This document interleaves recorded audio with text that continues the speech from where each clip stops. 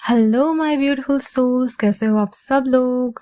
I hope आप लोग बहुत अच्छा कर रहे होगे एंड सेल्फ लव की बहुत अच्छी प्रैक्टिस आप लोगों की चल रही होगी।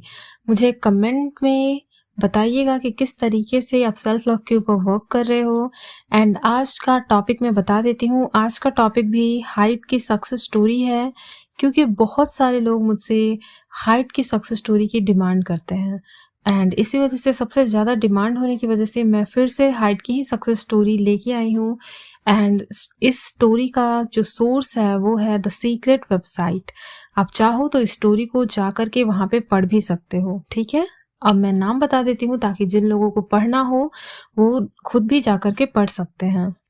इस स्टोरी का नाम है the key to height is faith, ठीक है। और ये स्टोरी यूनाइटेड स्टेट्स से है एंड इसे अपलोड करने वाले, सबमिट करने वाले हैं 18 साल के एक लड़के, ठीक है। इन्होंने अपने बारे में लिखा है I am an 18 years old kid.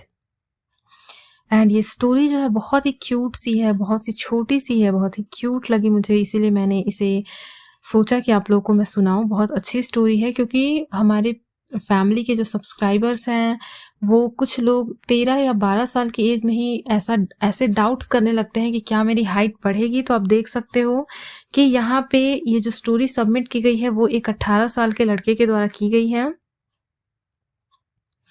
And उनकी जब हाइट बढ़ सकती है तो ऑब्वियसली आपकी भी बढ़ सकती है। इन्होंने लिखा है I am an 18 year old kid. या जैसा कि आप देख सकते हो कि वो 18 साल के हैं। I discovered the secret in the law of attraction at age 13 but then forgot about it.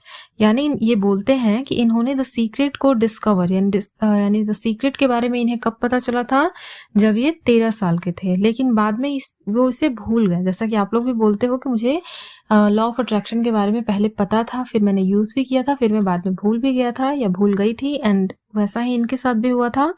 इनको 13 साल की एज में पता तो चल गया था लेकिन बाद में ये भूल गए थे। I rediscovered it at age 17। यानी दोबारा इन्हें लॉ ऑफ अट्रैक्शन के बारे में जब ये 17 साल के हुए तब फिर से इन्हें पता चला। I decided that I wanted to grow taller because I want to be a WWE wrestler। यानी कि ये WWE में जाना चाहते थे, इसीलिए ये अपनी हाइट को ग्रो करना चाहते थे, जैसा कि इन्होंने बताया है। So I would script about my height all the time. और जैसा कि इन्होंने लिखा है कि ये फिर हमेशा ऑल द टाइम ये अपनी हाइट को लेकर के स्क्रिप्टिंग यूज किया करते थे। I was 5 feet 6 inches and with in just 1 month I grew to become 5 feet 8 inches। यानी कि जैसा कि इन्होंने लिखा है कि 5 feet 6 inches के थे एंड जस्ट 1 month में, सिर्फ एक महीने में इनकी जो हाइट है वो 5 feet 6 inches से बढ़ के 5 feet 8 inches हो गई। कितनी कमाल की बात है। आगे लिखते हैं ये my goal is to become 7 feet tall। यानी इनका जो गोल है वो है 7 feet का होने का। तो इन्होंने एक्साइटमेंट में स्टोरी डाल दी है। I am so glad this happened because it राइज्ड my faith. और ये बहुत खुश हैं कि ये ऐसी चीज़ हो गई, इनकी हाइट 2 इंचेस बढ़ गई, क्योंकि इससे इनका जो फेथ है बढ़ गया। ये वाकई में कमाल की बात है और मैं इन्हें अप्रिशिएट करती हूँ कि इन्होंने अपनी ये स्टोरी शेयर करी है।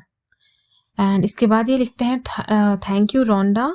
The key to manifesting anything is to raise your vibration, then and only then let it go। यानी कि ये बताते हैं कि आखिर किस तरीके से इन्होंने मैनिफेस्ट किया। इन्होंने बताया है कि जो की फैक्टर है किसी भी चीज़ को मैनिफेस्ट करने का वो है अपनी आप वाइब्रेशन को राइज करिए, बिल्कुल सही बात है। एंड उसके बाद अपने विश को जाने दीजिए, यानी अपने विश के साथ आपके जो अटैचमेंट है उसे आप छोड़ दीजिए, उसे आप जाने दीजिए, क्योंकि अगर अटैचमेंट आप नहीं छोड़ोगे तो आपकी विश मैनिफेस्ट नहीं होती। तो देखा आपने कितनी प्यारी और कितनी क्यूट सी सक्सेस स्टोरी थी एंड मुझे बहुत अच्छी लगी क्योंकि इन्हें पता है कि किस तरीके से मैनिफेस्ट करते हैं। तो इनकी हाइट तो अभी तक बढ़ भी गई होगी, जैसा कि आप देख रहे हो कि सिर्फ 1 month में इन्होंने ये लाइक 5 feet 8 inches के ये हो गए।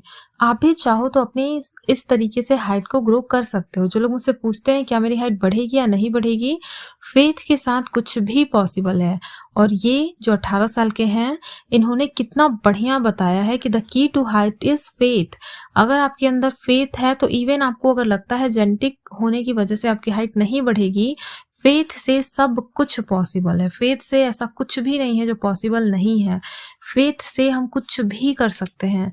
हम जो इंसान है, हम फेथ के बदौलत कुछ भी हासिल कर सकते हैं। फेथ आपकी रक्षा करता है, फेथ आपको प्रोटेक्ट करता है, फेथ आपकी विशेष मैनिफेस्ट करता है, और फेथ ही आपकी लाइफ में आप जो कुछ भी चाहते हो उसे मैनिफेस्ट करता है। एंड ये कमाल की बात है, सच में इन्होंने बहुत अच्छा लिखा है कि the key to manifesting anything is to raise your vibration. बिल्कुल सही बात है। इसीलिए मैं आप लोगों को बोलती हूँ कि आप लोग खुश रहा करो। खुश रहोगे तो आप हाई वाइब्रेशन में रहोगे, दुखी रहोगे तो लो वाइब्रेशन में रहोगे। जैसा कि मैंने आपको पहले भी बताया, अटैचमेंट अगर आपकी रहती है आपके विश के साथ, तो आप हमेशा आपके मन में फियर, डाउट, नेगेटिव थॉट्स और स्पेशली फियर एंड डाउट्स आते हैं जो कि लोएस्ट वाइब्रेशंस है। तो इस तरीके से आप कैसे मैनिफेस्ट करोगे किसी भी चीज़ को अगर आप लोएस्ट वाइब्रेशन में हो। एंड इसी के लिए हम लोगों ने कोर्स रूटीन भी बनाई है। कोर्स रूटीन मैं इसीलिए बोलती हूँ कि फॉलो करो ताकि आपकी जो वाइब्रेशन है वो हाई रहे। आप पूरे दिन खुश रहो। खुश रहोगे, आपका मेंटल एटमॉस्फेयर सही रहेगा, तो उतनी ही जल्दी आपके जो अफर्मेशंस है, आपका जो मेंटल वर्क है वो आपके लिए वर्क करता है। एंड अगर आप खुश नहीं रहते, लो वाइब्रेशन पे रहते हो, लो फ्रिक्वेंसी पे रहते हो, तो फिर आपकी विश मैनिफेस्ट होने में प्रॉब्लम आती है। आपको मैं एक एग्जांपल देती हूँ।